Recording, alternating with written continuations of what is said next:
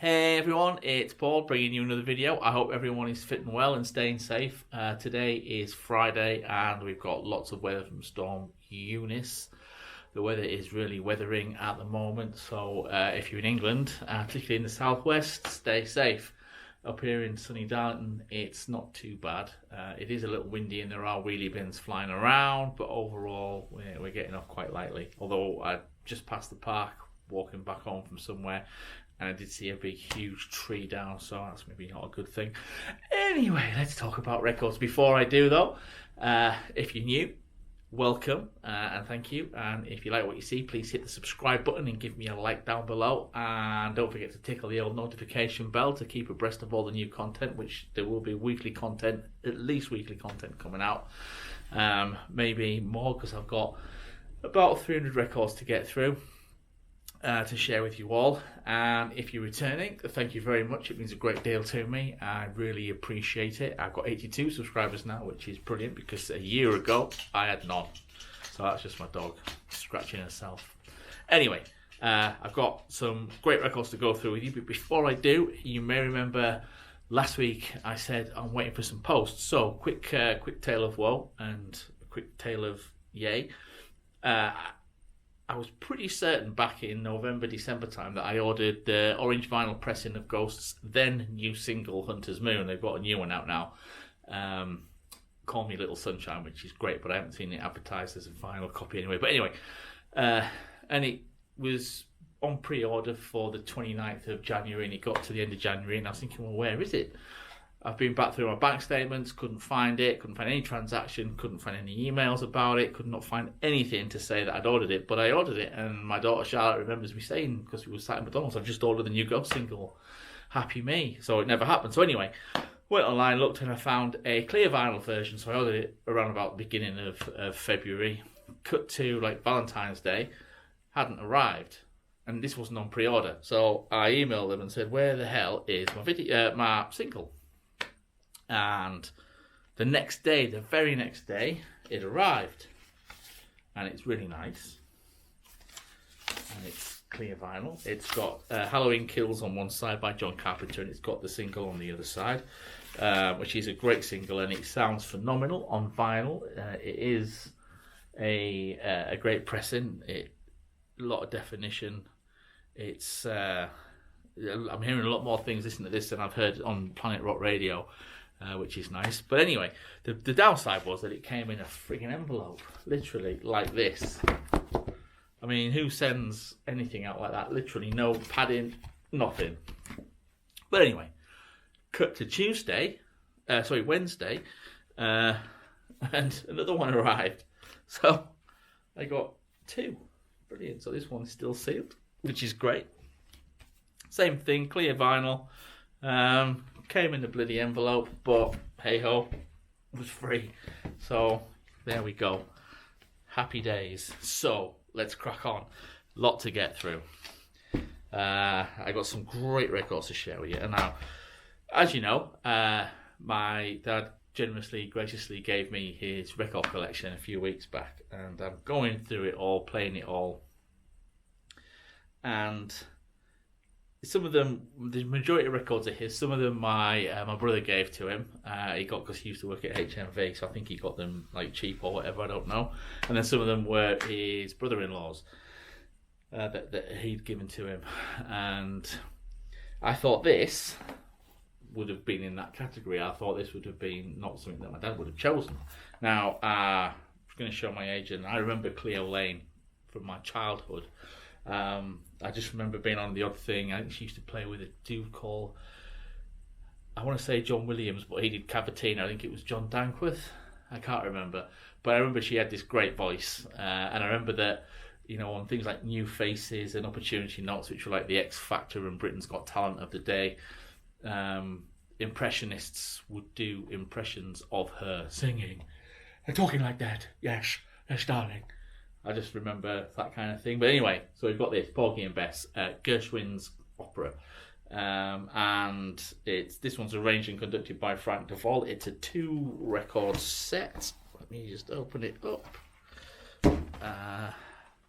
So there are 2 records. There's a great little booklet which has some cool stuff in, lots of really cool photos and just a little bit of blurb about the whole recording of it. And I put it on. I thought, well, I'm going to listen to everything that I've got off my dad, because I want to, hear it all. It's on the London label for those that are interested. 2 discs, and it is phenomenal. I put it on a Monday morning, and at work, because I work from home, and I just sit through there, and so my stereo's in here, and I put it on, and it blew me away. So much so that I listened to it for most of the day. I just kept putting it back on and on and on. Her voice I just remember it being like, yeah, okay, she had like kind of like a husky, jazzy voice. Her voice, her range is absolutely astounding. At one point, she goes so high. She does this kind of scale, and it sounds like a theremin rather than an actual human voice. It is absolutely off the scale.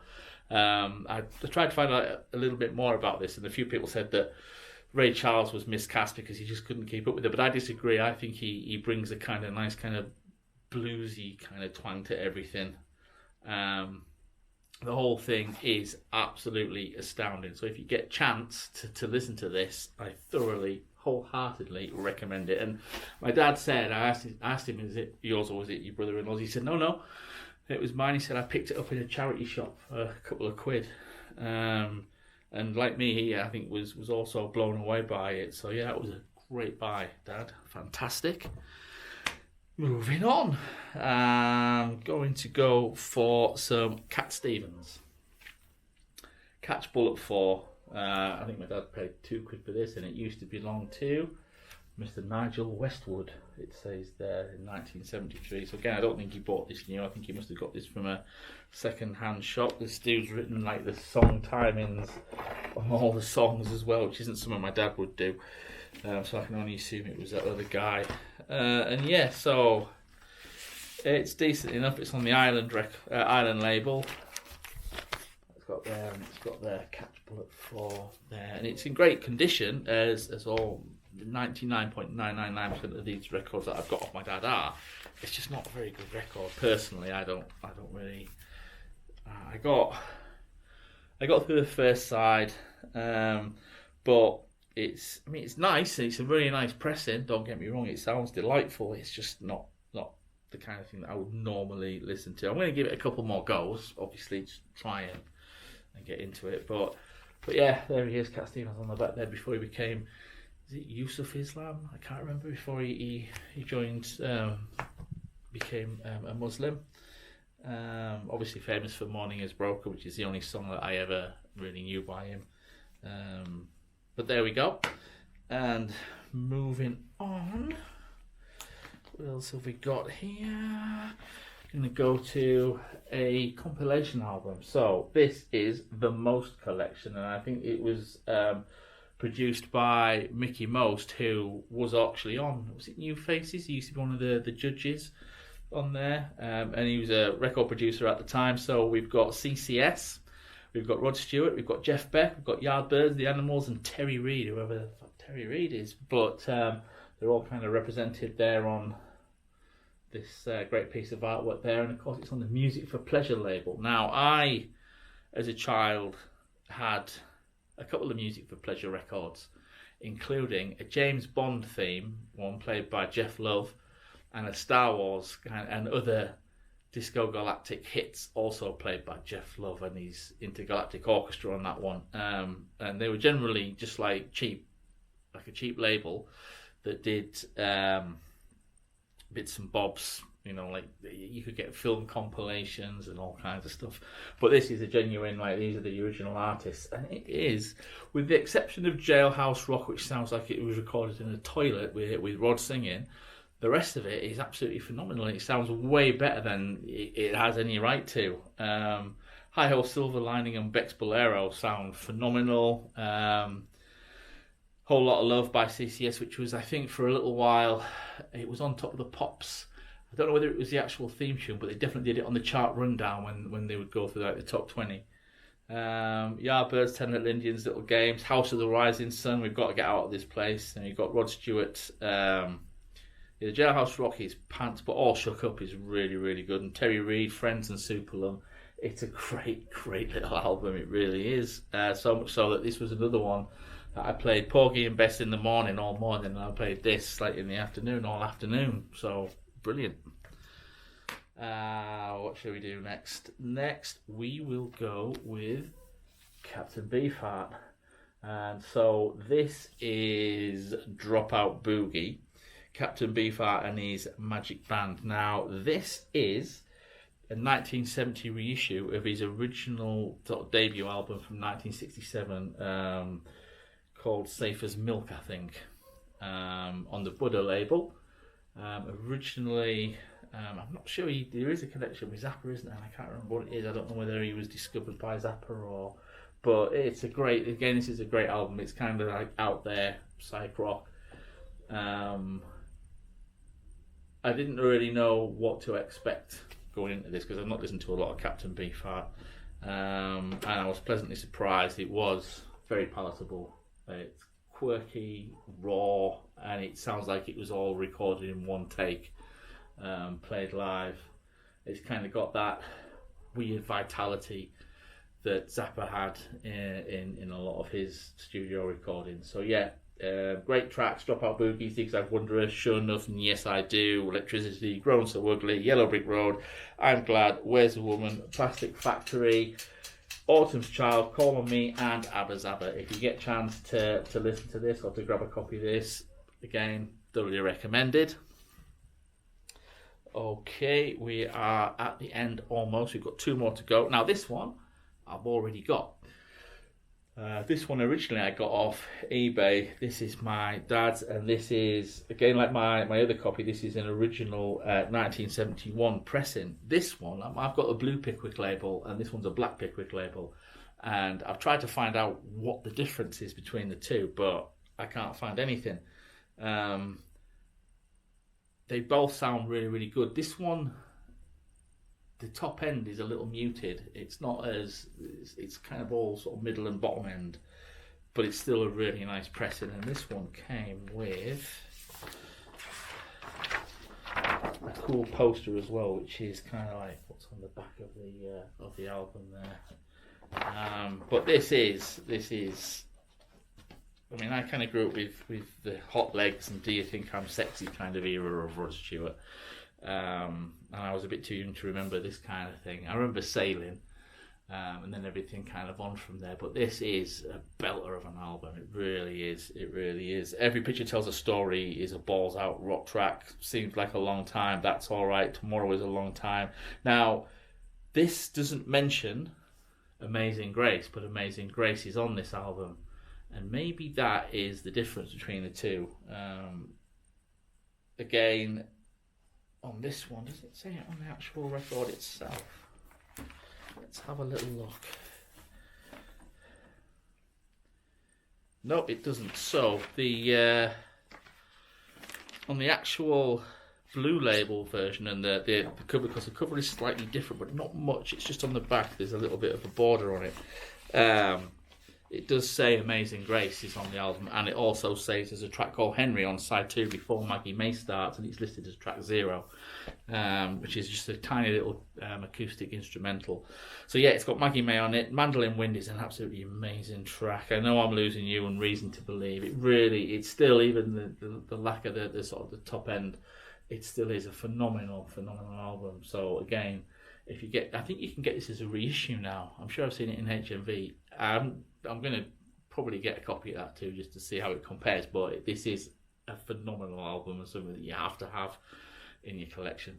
So there, do it. Finally, a gem, an absolute gem. So, the Beatles trying to be all... the Stones trying to be all Beatlesy. This is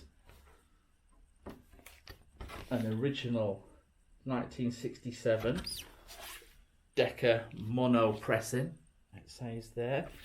So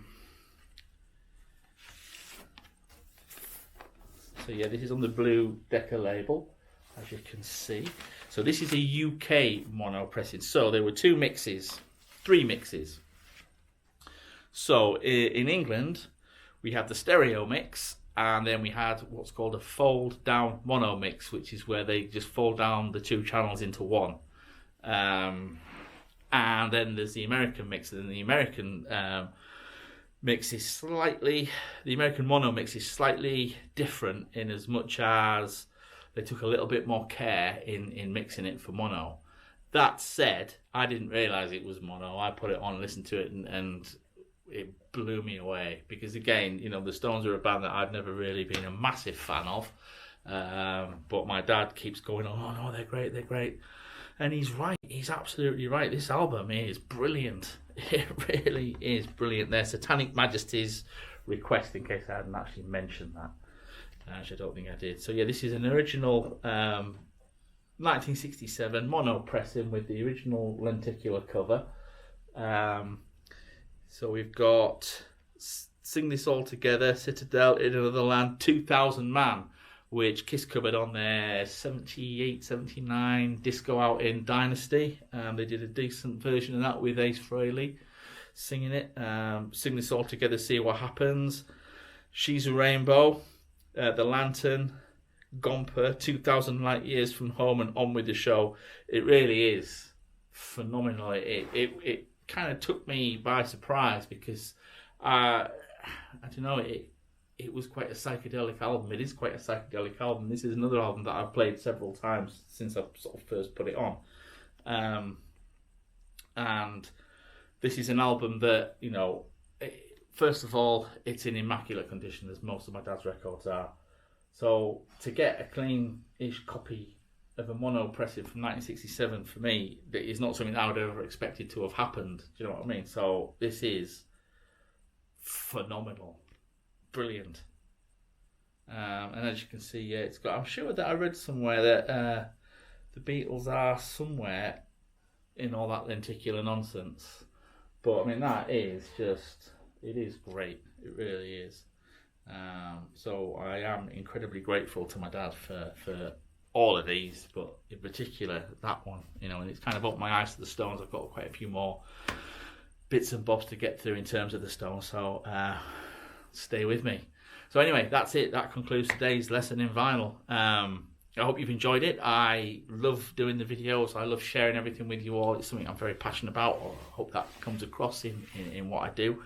Massive thank you to Stevie G for constantly interacting and engaging on the channel and sharing bits and bobs with me on Facebook. You're a legend, sir. I salute you. And to everyone else that comes and joins in, I will try and get another video up very soon. In the meantime, stay safe out there wherever you are in the world. Be safe and be kind to each other, and keep listening to records. Take care.